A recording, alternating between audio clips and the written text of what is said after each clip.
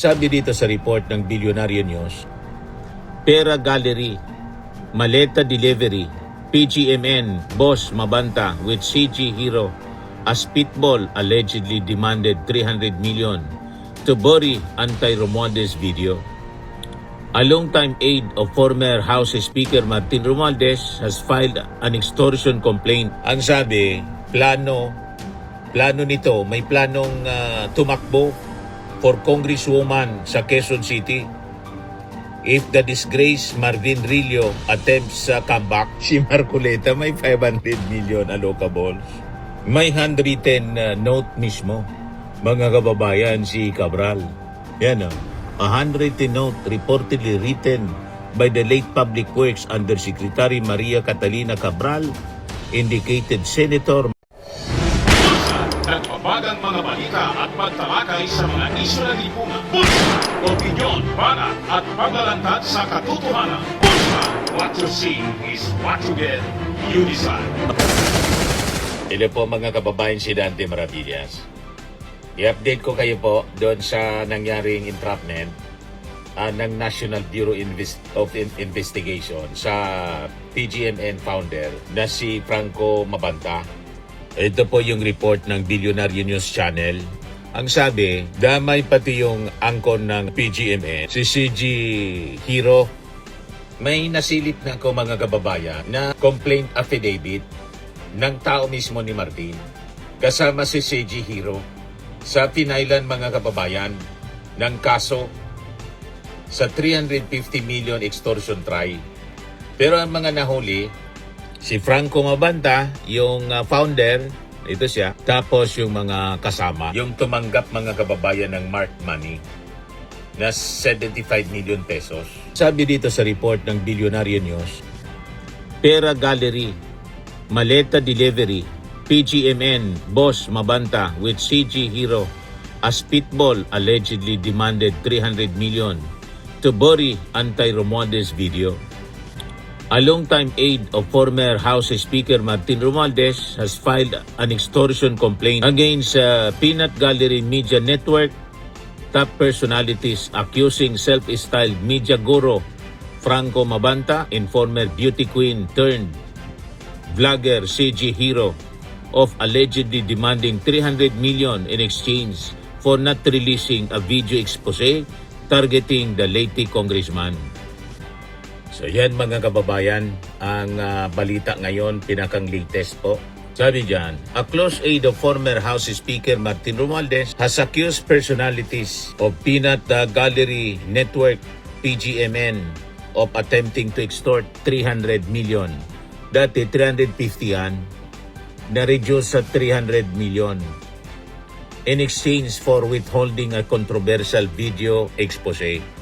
Parang video release ni Saldico. Baka ganon, mga kababayan, hindi po kinagat ni Martin yung blackmail. Itong si CG Hero pa naman, ang sabi dito sa post ng PGMN noong March 13, ang sabi, plano nito, may planong tumakbo for Congresswoman sa Quezon City. If the disgraced Marvin Rillo attempts comeback, ambisyosa din. Kaya siguro pumasok sa kanyang hanap buhay. Di ba, mga kababayan? Tapos itong si Franco Mabanta, from strategies, political strategies, biglang naging extortionist. Wala talaga po. Pag ang craving sa pera po, hindi mo na manage. The love of money, sabi ko sa inyo mga kababayan. Sabi sa Bible, the love of money is the root of all evil. Huwag kasi masyadong nagnanasa ng limpak-limpak na salapi, malimaleta. Ayan kasi, akusa ng akusa yung mga DDS ng pag-deliver ng malimaleta. Ayan baga niya Mr. Marabi. Yung NBI po na yung nag-deliver, hindi man yun kay Martin. Nag-deliver doon bilang mark money. 2 maleta, huling-huli mga kababayan. Yan sabi dito sa report ng Billionaire News, in a complaint affidavit filed on May 5 before the National Bureau of Investigation, Romualdez Representative Noah Nocon alleged that PGMN founder Franco Mabanta and vlogger CG Hero demanded a hefty sum to stop the release of what they describe as a false and malicious video targeting the Leyte lawmaker. Sabi po ni Nocon, ito anyang si Mabanta made the 300 million demand during a phone call he personally attended, setting May 5 as the deadline. Despite the alleged threat, Romualdez camp refused to give in. Then nagsumbog sa NBI po at sinagawa mga kababayan yung entrapment.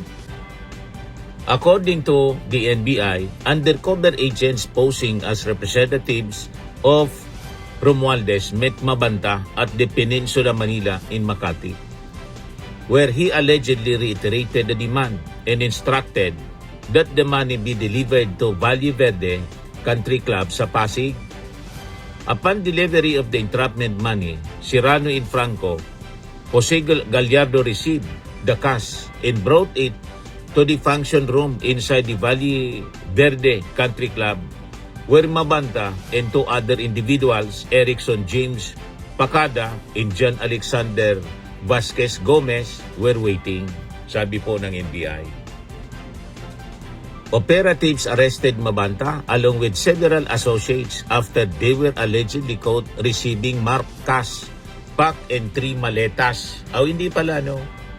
2, 3 maleta. The complaint further stated that as early as April daw, the respondents have been reaching out through messages and calls, warning that damaging allegations would be released unless a certain amount of money was paid. Nocon said the planned expose was pitched as a 2-part video series.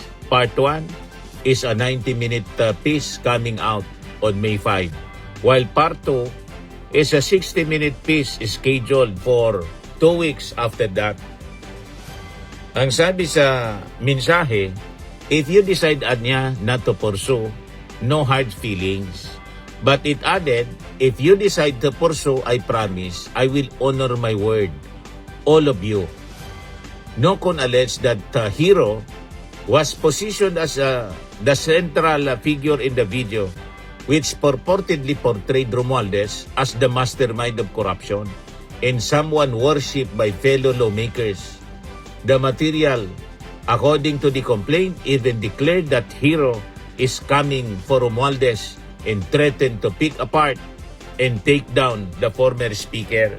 The aide maintained that the accusations were false and defamatory, intended to vilify, degrade, and destroy Romualdez's reputation. He argued that the supposed expose was not legitimate journalism, but rather a scheme to coerce and intimidate the lawmaker into paying under threat of reputational harm. Nocon is now urging authorities to pursue charges against Mabanta and Hero, including possible violations of the Cybercrime Prevention Act, citing the use of digital platforms and electronic communications in the alleged extortion attempt. Nagkakagulo ngayon yung mga DDS influencers kung paano i-spin yun ng yung kwento. Yung iba sa mga DDS influencers, nilaglag na po si Mabanta. Kitang-kita po sa mga contents ng PGN po, anti-Marcos, pro-Duterte, anti-Marcos. Diba?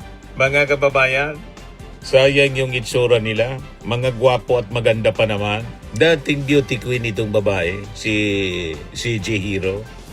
Sinira nila yung kanila buhay, mga kababayan, dahil sa pera. The love of money.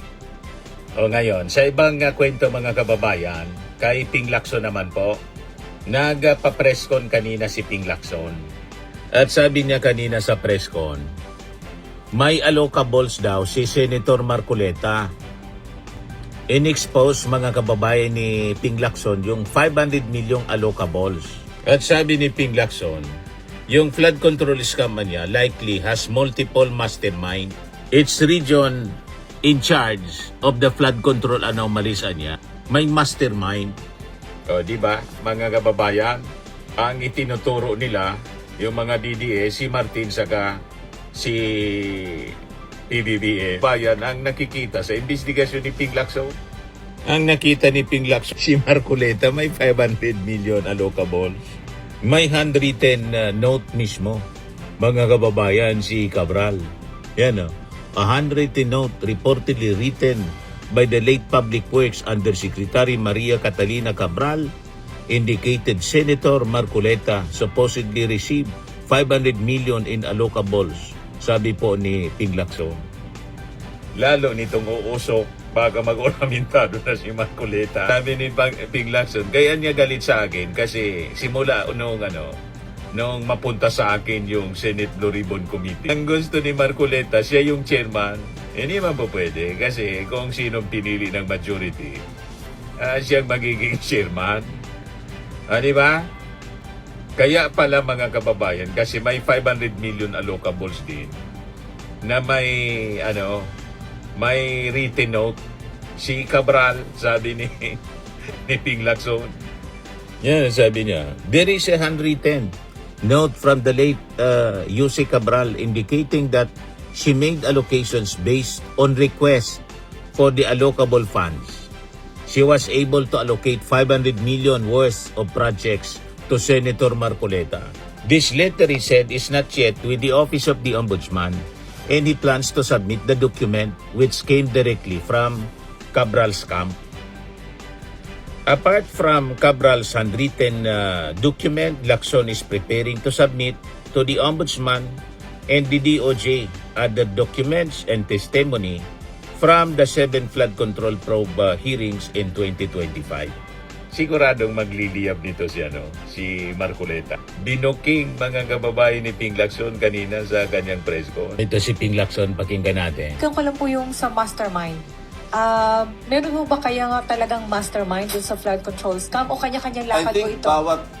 bawat region or bawat district engineer merong mastermind.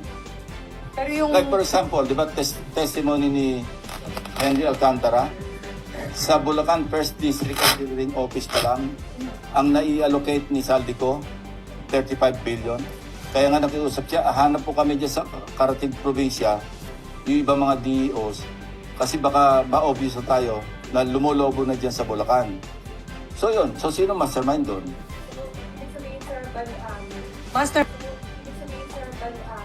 Mastermind sa Walang bawat overall baluarte. mastermind. I don't think there's an overall mastermind kasi nga, di ba, ano to driven by greed. Ang tumbukin, sir, yung former speaker, hanggang kay presidente, yun ang gusto Well, kong if they tumbukin. have the evidence, no, present nila. Magkaroon sila magtrabaho rin sila na maghanap sila ng ebidensya kung sinong gusto nilang tumbukin.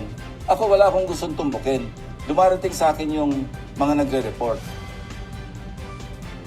Siyempre, papatulang ko yung kung merong sense. Kung wala naman, ini-ignore ko na lang Ang dami nga mga sumusulat sa amin nagre-report. Pero, makatotohanan ba? Is it worth our time, our effort? Kung hindi, edi, but, we spend time verifying or validating. Kung wala namang silbi, ba't sasayang yung oras ng komite? Correct. And then sila, sir, ng comment or are you encouraging them? Yung tatlong senators ito. Giving them a chance para sumagot din, para sa possibility na mabago pa yung recommendation. Of course. Kung nagpirma lang sila, Si that's the Jinggoy, platform si Cheese, to defend si themselves. Joel Villanueva. Habang nag-interpolate, di sabihin nila, hindi totoo yan kasi ito, kaya baka pwedeng strike out natin dyan sa record ng committee report or parts of committee report, yung portion na ako nire-recommend. Di ba mas may namin ganon? Walang naging ganong request, sir, na from the 3.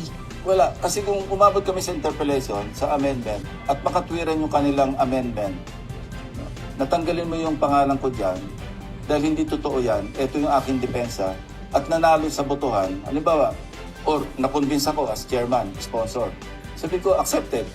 O di tanggal yung pangalan na sa final, yung sa adopted committee report. Sir, Wala ganun so bukas pa rin po kayo and are you encouraging them? Definitely. You're encouraging them, sir? Yeah, gusto natin yung healthy discussion, healthy deliberation. Para maliwanagin talaga natin, marinig natin lahat ng sides. Kasi sa amin, based lang doon sa nag-gather namin sa mga committee hearings. Okay na? Okay. Ayos, mga kababayan. Ayan ang ating short video ngayon, update. Ako po si Dante Maravillas. Bye-bye. God Max bless. Framing and Lifting Cream, pinapahid po sa mga pulses in affected area. Mainam po sa paninigas ng mga kaso-kasuan. Ito naman po, Automax Radiant Serum. Sa mukha naman yung application, anti-aging po siya. You will look 10 years younger than your age. Sa mga cancer patients naman po, baka lang gusto ninyo itong itry. Naing siya red mix fruit drink. Hindi mo po siya gamot, food supplement siya. Kaya lang, gawa siya mga kababayan sa goji berry. Yung goji berry, may anti-cancer properties. O ngayon, yung mga inquiries ninyo, dumiritso na lang kayo sa aming messenger sa Facebook para masagot namin agad. Ayos pa? Ayos na ayos niya, Mr. Maravilla. Sa mga nagana po ng malinis and spacious fitness gym, pumunta lang po kayo sa aming Colossal Fitness Gym. May Grab car rental din po kami. But anyway, ito po pala yung aming bagong product na binibenta online. I am worldwide amazing pure organic barley powdered drink mix from Australia. Negosyo to ng aking anak na architect entrepreneur Riz Maravillas. Ayan po. Kontakin na lang po ninyo siya, Riz Maravillas on Facebook. Ang mga health benefits niya, boost immunity, improves digestion, enhance energy levels, packed with antioxidants, prevent cancer. Ito naman po yung bago naming product na binibenta online. Eye Glow Serum, whitening po siya. Tingnan ninyo yung epekto sa aking anak na architect before and now. Yung mga inquiries po ninyo, dumiretso na lang kayo sa kanyang Facebook account, Riz Maravillas.